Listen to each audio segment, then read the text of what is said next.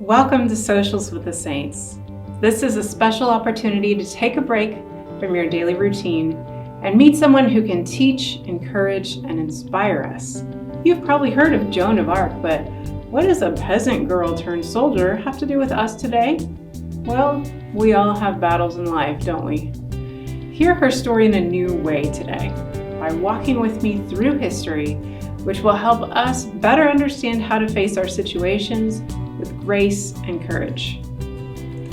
Over the hundreds of years since Joan led the French into battle, she's captured the hearts and minds of filmmakers, poets, other artists, academics, and ordinary people like you and me.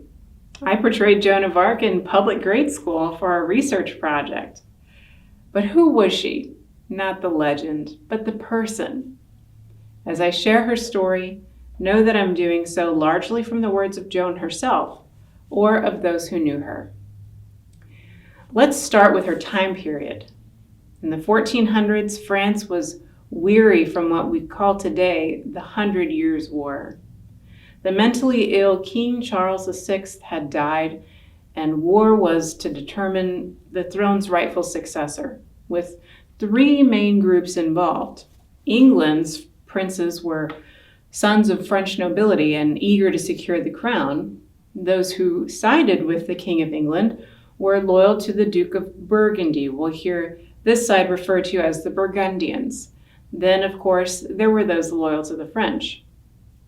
Now, British troops had already begun an invasion of France, and political turmoil plagued the church as well, which was divided and wrought with corruption.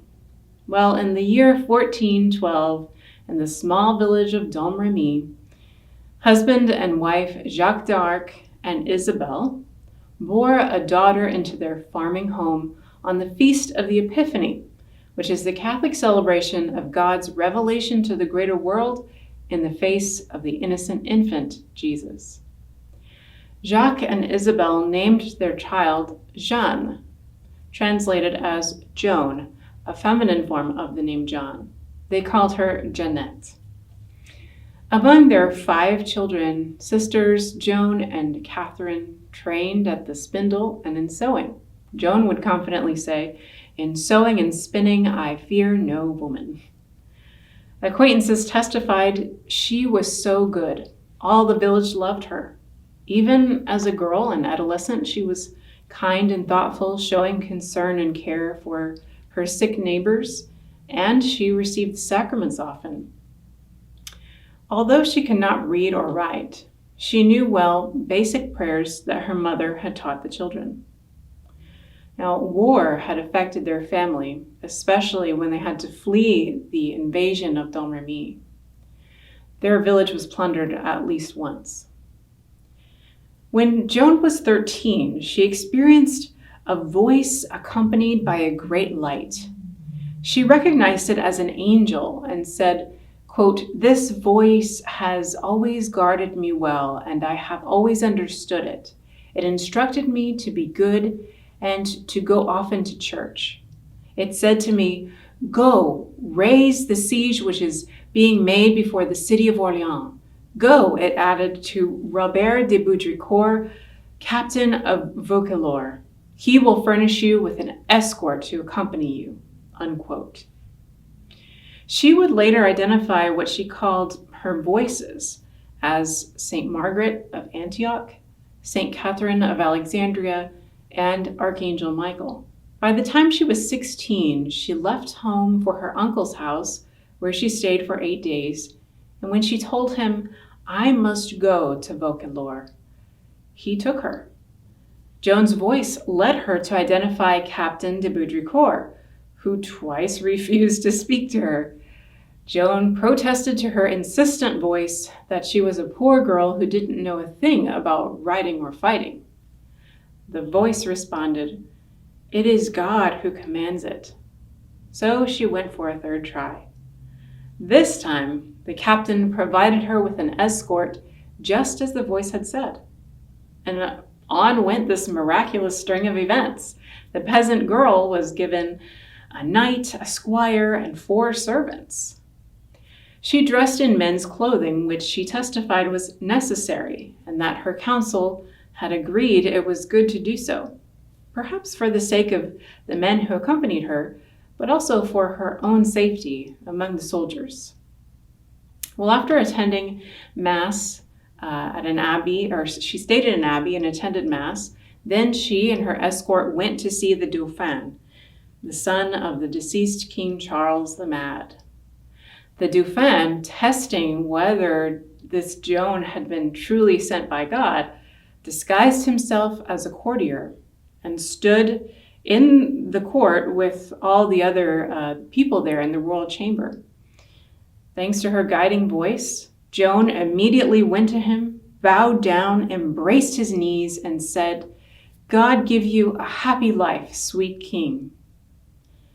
After some protesting, he eventually admitted his true identity. The two had a private conversation during which Joan revealed secrets to him. No one knows what she said, but it inspired the Dauphin's confidence in her. In prudence, he had Joan interrogated more than 3 weeks by theologians, who concluded, quote, "In her, Joan, we find no evil, but only good, humility, virginity, devotion, honesty, and simplicity," unquote. 17-year-old Jeanne was equipped with white armor and a standard, which was a white flag she used to rally the troops, and it bore the names of Jesus and Mary, to which she had tremendous devotion, as well as a representation of God to whom 2 kneeling angels presented a fleur-de-lis, the symbol of France, of Mary, and of virginity.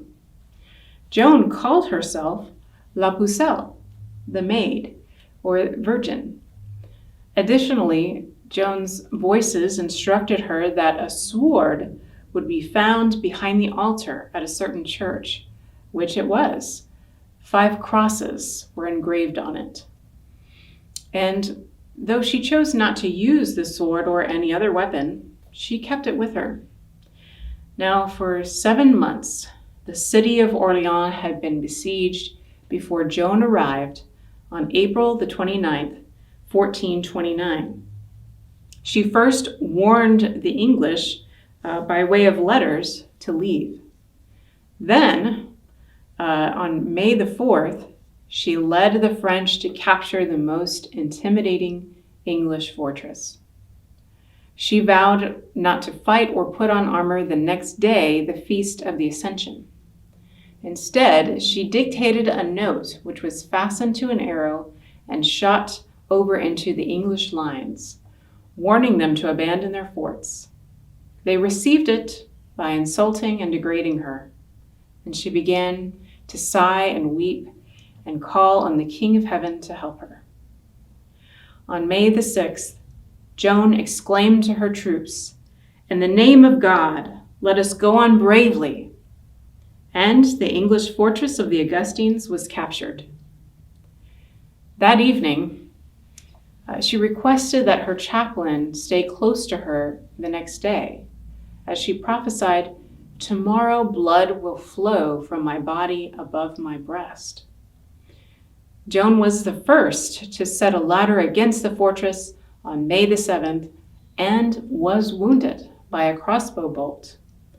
When someone offered to apply a charm to heal her wound, she replied, "I would prefer to die rather than to do something I know to be a sin or against the will of God."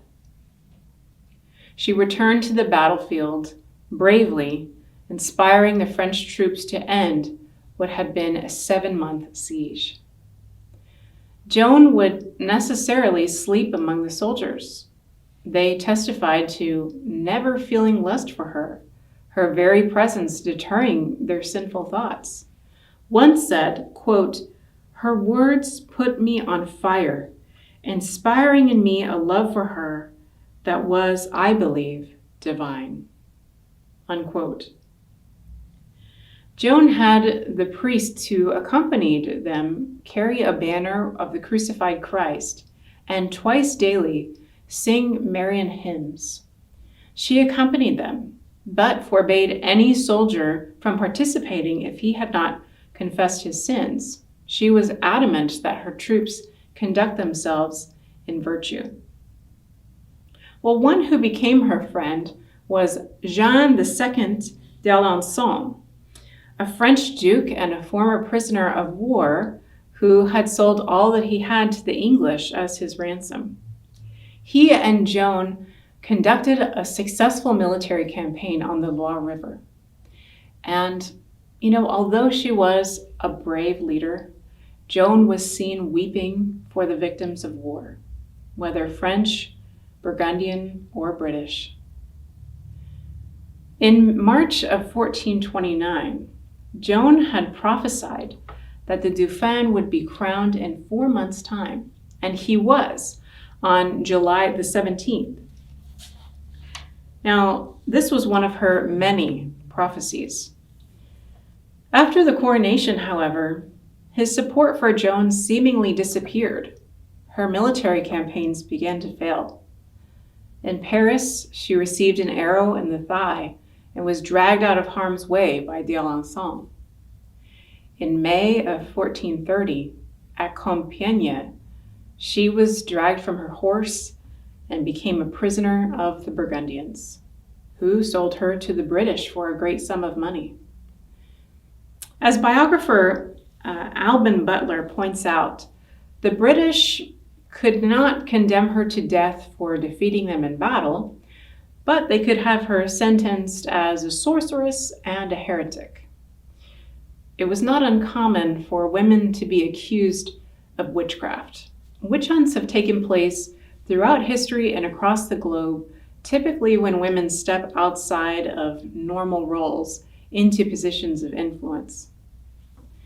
Joan was chained and watched day and night by guards who slept both in and outside of her cell. Twice she tried to escape. Her trial began on January the 9th, 1431.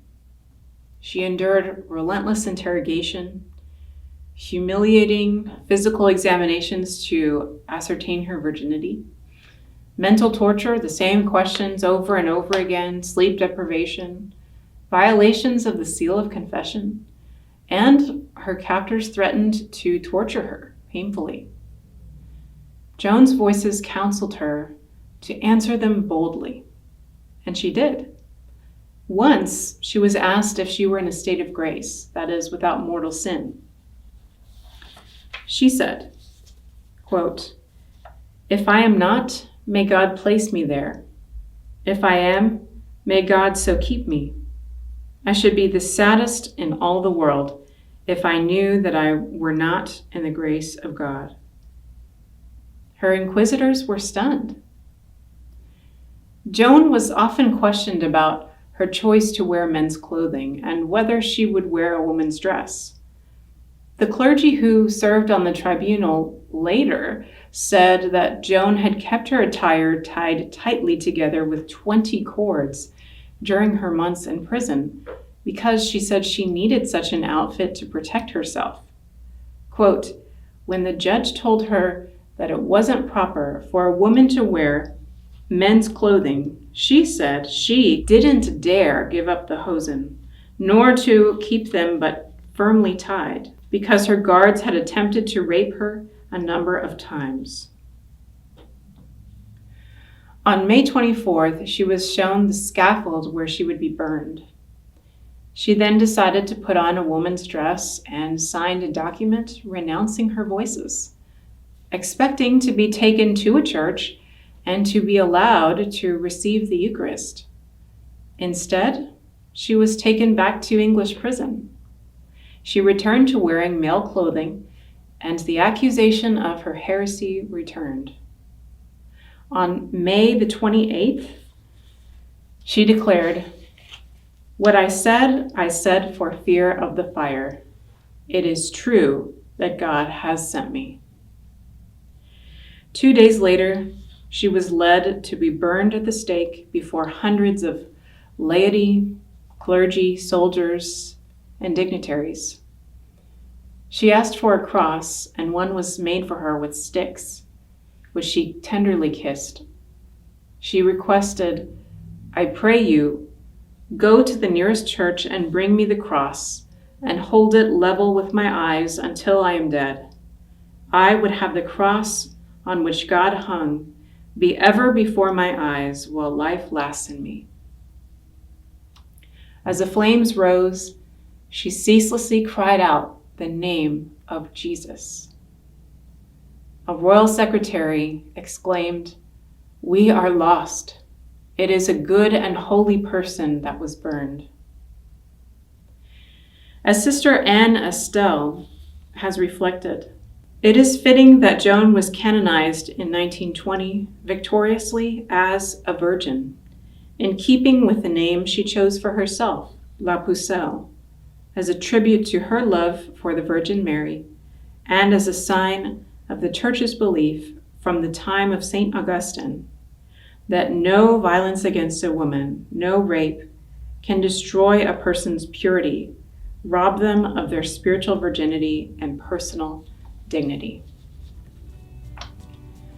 You know, there is just so much more about Joan to learn. So I invite you to continue this social with the saints by listening to the audio discussion about how St. Joan of Arc can help us in our daily lives, as well as download the pamphlet and cards with quotations from Joan available on our website, pilgrimcenterofhope.org. Thank you for joining me to meet St. Joan. I hope that she will continue to encourage and inspire you, and know that in your journey, you are never alone in the communion of saints.